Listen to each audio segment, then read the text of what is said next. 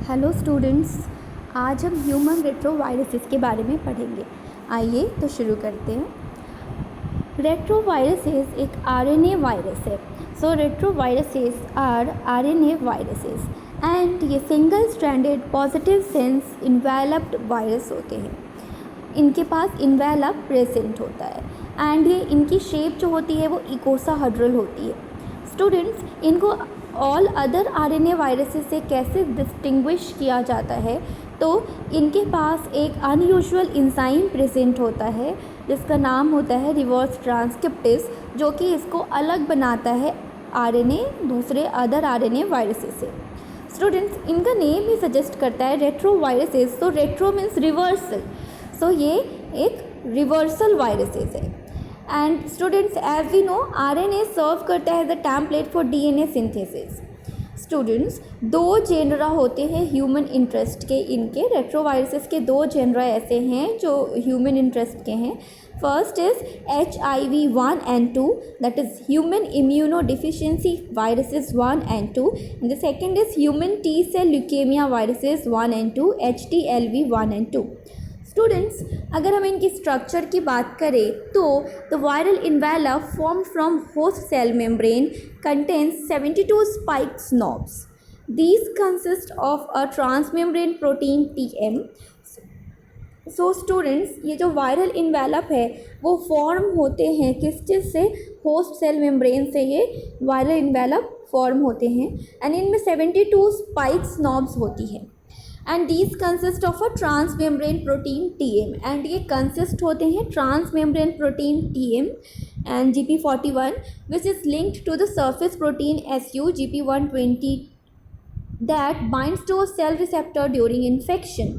सो ये कंसिस्ट होते हैं ट्रांसमेम्ब्रेन प्रोटीन TM GP41 जो कि लिंक्ड होते हैं surface protein that is SU से, एंड ये बाइंड होते हैं सेल रिसेप्टर से इन्फेक्शन के दौरान। सो इन्फेक्शन के दौरान यही सेल रिसेप्टर से बाइंड होते हैं।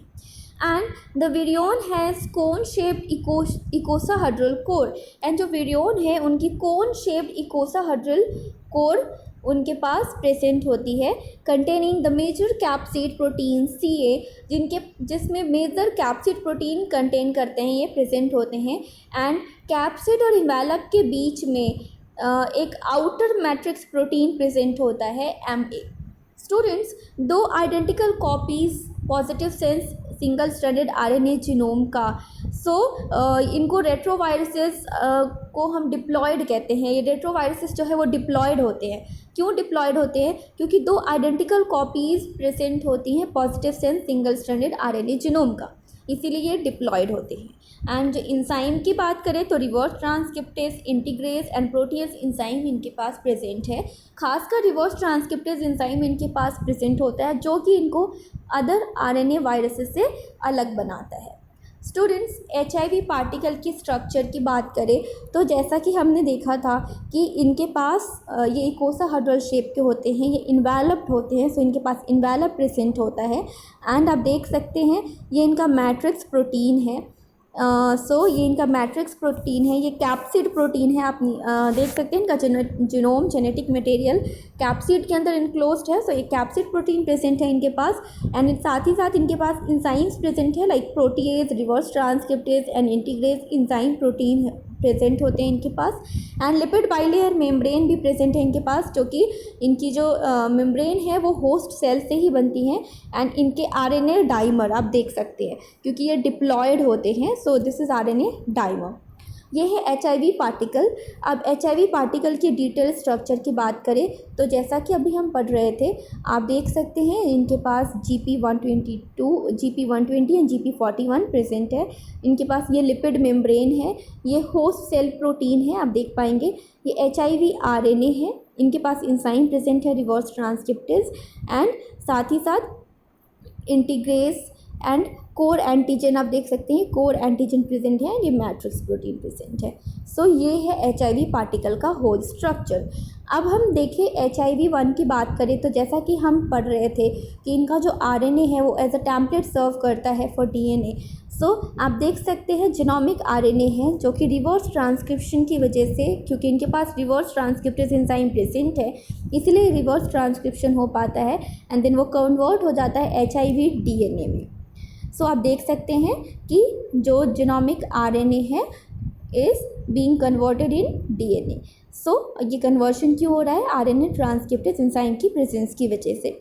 सो ये है रेट्रोवायरल DNA, जिसमें आप देख सकते हैं LTR and gag, Paul, ENV। अब हम देखेंगे गैग, पॉल और ENV के क्या फंक्शन है। तो 3 मेजर जीन्स होते हैं इनके पास, gag gene, pol gene and ENV gene. Gag gene code करता है CA, MA and NC protein के लिए, एंड पॉल जीन कोड करता है reverse transcriptase, protease, integrase and ribonucleases enzymes के लिए, एंड ENV जीन कोड करता है TM एंड SU के लिए। स्टूडेंट्स, जैसा कि मैंने आपको शुरू में ही बता दिया था कि TM क्या है, SU क्या है, तो मैंने आपको फर्स्ट उसमें ही बता दिया था, स्लाइड में बता दिया था कि surface protein is SU and transmembrane protein is TM। So transmembrane protein TM है, सरफेस प्रोटीन इज SU, जैसा कि पहले ही हमने पढ़ा है। सो ENV जीन कोड करता है transmembrane protein and surface protein के लिए। अब हम HIV रेप्लिकेशन की बात करें तो the first phase of viral entry, reverse transcription and integration into the host genome is accomplished by viral proteins. So पहला फेज होता है वायरल एंट्री का, जब वायरस एंटर होता है, एंड देन रिवर्स ट्रांसक्रिप्शन और इंटीग्रेशन होता है होस्ट जीनोम में, जो कि वायरल प्रोटीन के द्वारा एकम्प्लिश किया जाता है। Then second phase of synthesis of processing of viral genome, mRNAs and structural proteins used host cell machinery। So second phase में क्या होता है कि synthesize होता है और process होता है viral genome and mRNA and structural proteins की mRNA structural proteins and viral genome का synthesis होता है, processing होती है and इसके लिए host cell machinery का यूज़ किया जाता है। Then third step है attachment, जिसका मतलब क्या है? अटैचमेंट में क्या होता है? तो attachment to the specific cell surface receptor, एक स्पेसिफिक सेल सरफेस रिसेप्टर से अटैच होते हैं, लाइक GP122 बाइंड करता है CD4 मॉलिक्यूल से on the helper T cells. हमारे जो हेल्पर टी सेल्स पे CD4 मॉलिक्यूल्स है उससे बाइंड करते हैं GP120, and then monocytes and dendritic cells इनसे बाइंड करते हैं ये। देन उसके बाद नेक्स्ट स्टेप है, अटैचमेंट के बाद का स्टेप है वायरल एंट्री, वायरल एंटर होते हैं। एंड आफ्टर वायरल एंट्री जो स्टेप है वो है reverse transcription of viral RNA into DNA, क्योंकि HIV वायरस जो है RNA वायरस है, तो जब ये एंटर होते हैं देन इनका रिवर्स ट्रांसक्रिप्शन होता है, और हमें पता है कि इनके पास RNA ट्रांसक्रिप्टेज प्रेजेंट होता है। सो ये इनका ट्रांसक्रिप्शन होता है and then viral RNA convert हो जाता है DNA में, and the resulting double stranded DNA is called provirus. And जो DNA में कन्वर्शन होता है RNA का, तो वो जो डबल स्ट्रैंडेड DNA है उसको हम प्रोवायरस कहते हैं। देन एंड उसके बाद नेक्स्ट स्टेप में क्या होता है? Integration of provirus into host cell DNA। Then ये प्रोवायरस का इंटीग्रेशन होता है होस्ट सेल DNA में। So the viral integrase cleaves the chromosomal DNA and covalently insert the provirus. The insertion site is random. So ये viral इंटीग्रेस क्या करते हैं? वो क्रोमोसोमल DNA को क्लीव करते हैं, तोड़ देते हैं, एंड ये कोवेलेंटली इंसर्ट कर देते हैं प्रोवायरस को, एंड जो इंसर्शन साइट है वो रैंडम होता है, ये कोई फिक्स्ड और स्पेसिफिक साइट नहीं होता है, रैंडम साइट होता है। देन जब इंसर्शन हो जाएगा प्रोवायरस का, देन उसके बाद क्या होता है? Transcription and translation of viral DNA sequences. So then viral DNA sequences के ट्रांसक्रिप्शन एंड ट्रांसलेशन दोनों होते हैं।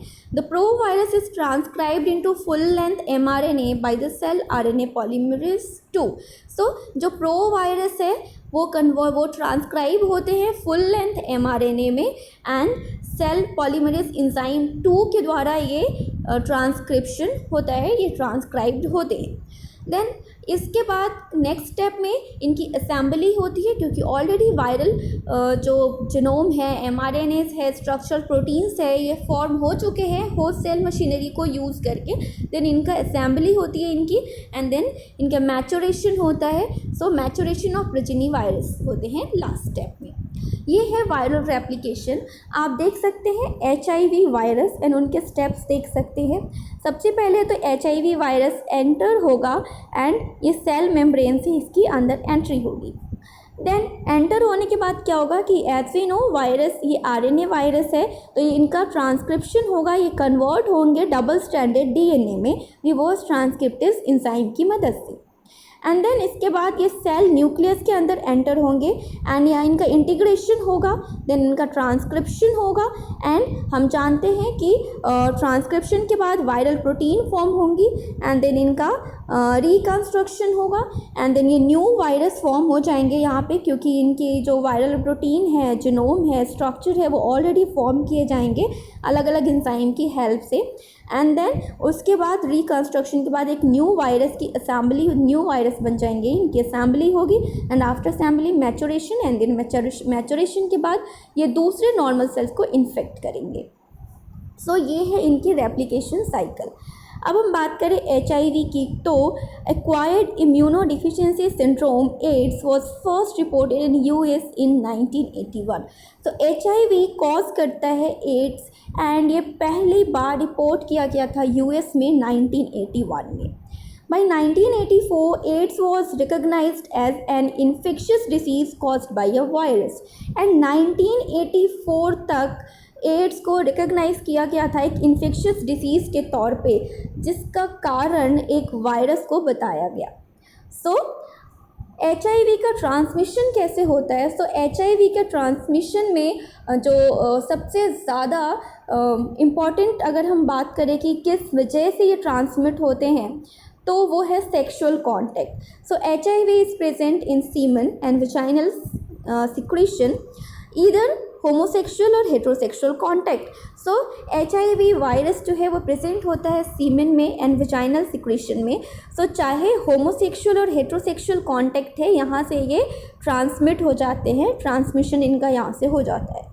देन ट्रांसफ्यूशन की वजह से, ब्लड ट्रांसफ्यूशन की वजह से like whole blood, plasma, clotting factor और सेलुलर फ्रैक्शंस ऑफ ब्लड के ट्रांसमिशन की वजह से ये ट्रांसमिट हो जाते हैं, चाहे पूरा का पूरा ब्लड ट्रांसफ्यूशन हो या प्लाज्मा ट्रांसफ्यूशन हो, क्लॉटिंग फैक्टर्स ट्रांसफ्यूशन हो या फिर cellular fractions of blood transfusion हो, ये किसी भी केस में ट्रांसमिट हो जाते हैं। लाइक किसी पेशेंट को प्रॉब्लम है हीमोफीलिया की, मतलब उनके पास क्लॉटिंग फैक्टर्स प्रेजेंट नहीं होते हैं, तो उस केस में अगर उनको क्लॉटिंग फैक्टर्स ट्रांसफ्यूज़ किया जा रहा है, देन अगर ऑलरेडी कोई इन्फेक्टेड पर्सन है एंड उनका क्लॉटिंग फैक्टर उनको ट्रांसफ्यूज़ किया गया, तो इस दौरान उनको ये डिसीज़, उनको एड्स ट्रांसमिट हो जाएगा।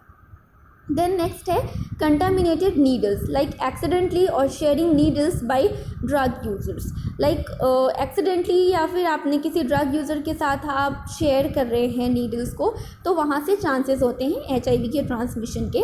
देन है prenatal, like ट्रांसप्लेसेंटल during the delivery और विया ब्रेस्ट मिल्क। सो चाहे तो ब्रेस्ट मिल्क या डिलीवरी के दौरान ये ट्रांसमिट हो जाता है मदर से बेबी में, प्लेसेंटा के through. Then pathogenesis and clinical significance की बात करें तो initial infections like genital tract macrophages, HIV disseminates via blood and dendritic cells in lymphoid tissue, CD4+ lymphocytes etc.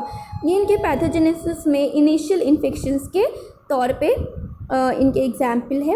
Acute phase विरेमिया की बात करें तो several weeks after the initial infection like 1/3 to 2/3 of individuals experience an acute disease syndrome similar to the infectious mononucleosis.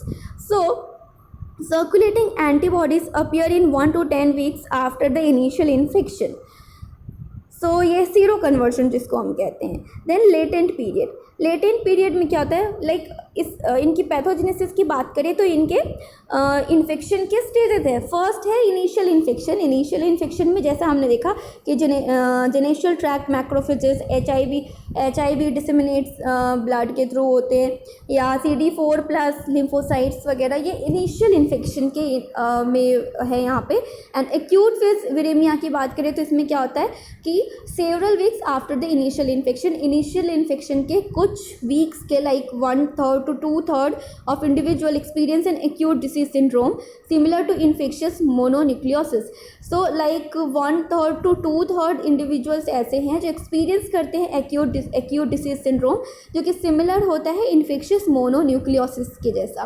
And circulating antibodies appear, जो circulating antibodies है वो appear होते हैं 1 to 10 weeks after the initial infection.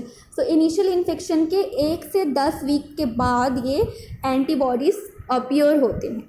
इसी process को, इसको हम कहते हैं सीरो कन्वर्जन. देन है लेटेंट पीरियड. थर्ड पीरियड जो है वो लेटेंट पीरियड. इसमें क्या होता है, last from months to many years, average 10 years. तो लेटेंट पीरियड जो है वो कुछ महीनों से लेके बहुत सालों तक, लाइक एवरेज 10 ईयर्स तक लास्ट करते हैं ये. एंड इस पीरियड के दौरान 90% HIV pro viruses transcriptionally silent होते हैं.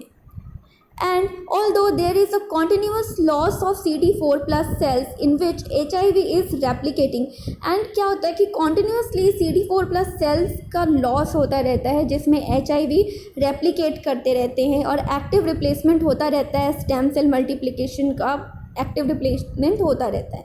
And the infection remain clinically asymptomatically as long as immune system is functional. And जो इन्फेक्शन है वो क्लिनिकली एसिम्टोमेटिकली रहते हैं तब तक जब तक हमारे इम्यून सिस्टम प्रॉपरली काम कर रहा है. देन नेक्स्ट है clinical complications during the latent period. Latent period में क्या क्या क्लिनिकल कॉम्प्लिकेशंस आते हैं. So there are multiple non specific conditions such as persistent generalized limidionopathy, diarrhea, chronic fever, night sweats and weight loss etc. सो ये सारे multiple non specific conditions जो है वो परसिस्ट करते हैं इस दौरान. लाइक कौन कौन से, like diarrhoea, chronic fever, night sweats, weight loss etcetera. ये सारे प्रॉब्लम्स, कॉम्प्लिकेशंस इस दौरान आते हैं. And then more common opportunistic infections such as herpes zoster and candidiasis में आकर repeatedly during this period.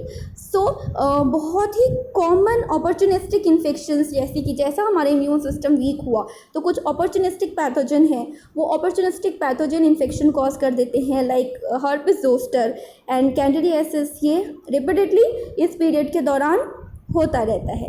And the CD4 plus cells count remains normal or generally declines but is greater than 200 microliter per microliter. So basically students क्या होता है कि CD4 plus cell count जो है वो normal रहता है या ग्रेजुअली डिक्लाइन, कम होते रहते हैं, डिक्रीज होते रहते हैं, लेकिन इनका जो अमाउंट है वो 200 पर माइक्रोलीटर प्रेजेंट रहता है.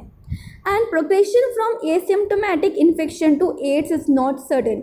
एंड जो एसिम्टोमेटिक इन्फेक्शन से एड्स तक का प्रोग्रेशन जो होता है वो सडन नहीं होता है, एकदम से नहीं होता है. तो आफ्टर, जब clinical complications during the latent period, जब लेटेंट पीरियड के बाद, जैसे हमने देखा पहला इनिशियल पीरियड है, देन इनिशियल पीरियड के बाद अक्यूट फेज वीरेमिया है, देन लेटेंट पीरियड है. आफ्टर लेटेंट पीरियड हमने देखा कि कुछ कॉम्प्लिकेशंस क्या क्या आते हैं लेटेंट पीरियड के दौरान. एंड देन एड्स, उसके बाद एड्स. सो एड्स जो है वो क्या है, co-infection with HHV6 can transactive transcription from the silent HIV provirus, increasing HIV replication.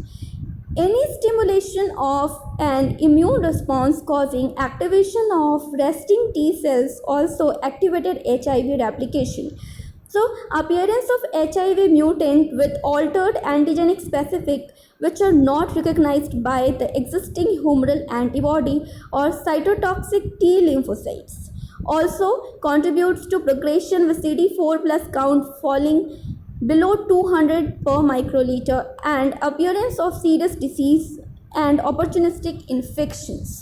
So then क्या होता है कि HIV कन्फर्म्ड हो जाते हैं पेशेंट, उनके में HIV इन्फेक्शन आ जाता है फाइनल स्टेज में. जैसा कि हमने पढ़ा कि ये जो प्रोग्रेशन होता है एसिम्टोमेटिक इन्फेक्शन से एड्स का, ये सडन नहीं होता, ये टाइम टेकिंग होता है. अच्छा, अब कौन कौन से अपॉर्चुनिस्टिक इन्फेक्शंस है या पैथोजन हैं जो लेटेंट पीरियड के बाद या इस कंडीशन में जब हम इम्यूनिटी वीक पड़ जाती है पेशेंट की तो वो इन्फेक्शन कॉज करते हैं। तो अगर हम बैक्टीरिया की बात करें कि अपॉर्चुनिस्टिक पैथोजन में बैक्टीरिया में से कौन कौन से बैक्टीरिया हैं अपॉर्चुनिस्टिक पैथोजन जो इन्फेक्ट करते हैं और कॉम्प्लिकेशंस क्रिएट करते हैं लेटेंट पीरियड में, तो है Mycobacterium avium complex and Mycobacterium tuberculosis, Streptococcus pneumonia, Salmonella species, Shigella species etc. अगर हम बात करें फंजाई की तो फंजाई में कैंडिडा स्पीशीज़ जो कि कैंडिडियासिस कॉज कर देता है, then cryptococcus neoformans and histoplasma capsulatum, ये सारे अपॉर्चुनिस्टिक फंजाई हैं। एंड देन उसके सॉरी स्टूडेंट्स, अब हम उसके बाद बात करें पैरासाइट्स की, then toxoplasma gondii and viruses में HHV8, HSV, JCV, CMV, ये सारे अपॉर्चुनिस्टिक वायरस है जो कि इस टाइम कॉम्प्लिकेशंस कॉज करते हैं। अब मैलिग्नेंसीज एसोसिएटेड विद एड्स के साथ जो मैलिग्नेंसी एसोसिएटेड है वो है, फर्स्ट है कापोसिस सार्कोमा जिसका कॉजिंग एजेंट है HHV8 एंड देन लिम्फोमास जिसका कॉजिंग एजेंट है EBV। स्टूडेंट्स, अगर हम लैब डायग्नोसिस की बात करें कि हम कैसे डायग्नोस करेंगे इसको, तो हम एंटीजन एंटीबॉडी डिटेक्शन करते हैं डायग्नोसिस के लिए, लाइक हम एलाइजा, वेस्टर्न ब्लॉटिंग एक्सेट्रा करते हैं। देन हम PCR भी कर सकते हैं इसके डायग्नोसिस के लिए, लाइक वायरल RNA और DNA प्रो वायरसेस के लिए, एंड ब्लड और टिश्यू स्पेसिमेंस के पे भी हम इसको कंफर्म कर सकते हैं, PCR करते हैं बेसिकली। सो अगर हम ट्रीटमेंट की बात करें कि क्या ट्रीटमेंट अवेलेबल है अभी इनके लिए, तो एंटी रेट्रोवायरल ड्रग्स जिसमें रिवर्स ट्रांसक्रिप्टेज इनहिबिटर्स प्रेजेंट होते हैं जो कि रिवर्स ट्रांसक्रिप्टेज एंजाइम को इनहिबिट कर देते हैं जिसकी वजह से RNA का DNA में कन्वर्शन भी नहीं हो पाता है।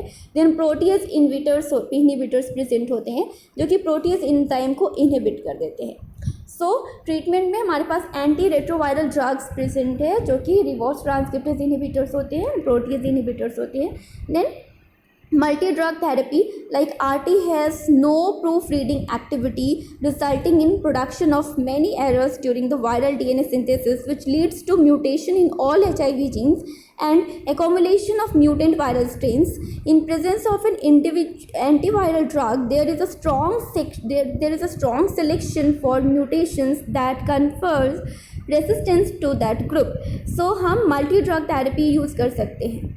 And then early therapy like viral load is a prognostic indicator of the rate of progression to AIDS. So infection should be treated as progressively and as early as possible to minimize initial spread of the virus and give a lower chance for mutants to arise. Then अगर हम prevention की बात करें तो vaccine अभी तक available नहीं है। ब्लड सप्लाई स्क्रीनिंग से हम इसको प्रिवेंट कर सकते हैं। एंड देन इसके अलावा साथ ही साथ हम AZT थेरेपी यूज़ कर सकते हैं प्रीनेटल ट्रांसमिशन के लिए। सो ये इनके अभी तक प्रिवेंशन है हमारे पास। ट्रांसमिशन की बात करें तो ट्रांसमिट होते हैं ब्लड प्रोडक्ट्स के through sexually and vertical transmission होता है इनका। स्टूडेंट्स, लैब डायग्नोसिस के लिए हम एलाइजा, वेस्टर्न ब्लॉटिंग और PCR का यूज़ करते हैं। Thank you so much students, I hope आपको अच्छा लगा होगा। Thank you.